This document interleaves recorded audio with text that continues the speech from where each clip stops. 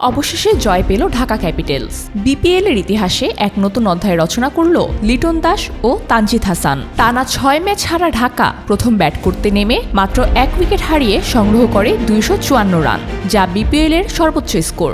লিটনের ১২৫ রান ও তানজিদের ১০৮ রানের ঝড়ো সেঞ্চুরিতে গড়া হয় ওপেনিংয়ে ২৪১ রানের জুটি, যা বাংলাদেশের স্বীকৃত টি-20 ক্রিকেটের সর্বোচ্চ জুটির রেকর্ড। লিটন মাত্র ৪২ বলে করেন সেঞ্চুরি, যা বিপিএল এর ইতিহাসে দ্বিতীয় দ্রুততম সেঞ্চুরি। তিনি ১০টি চার ও ৯টি ছক্কায় ১২৫ রানের অপরাজিত ইনিংস খেলে ম্যান অফ দ্য ম্যাচ নির্বাচিত হন।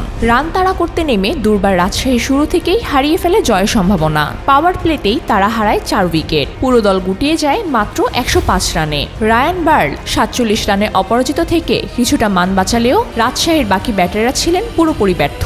ফলে থিসারা পেরেরার নেতৃত্বে ঢাকা ১৪৯ রানের বিশাল ব্যবধানে স্মরণীয় জয় তুলে নেয়।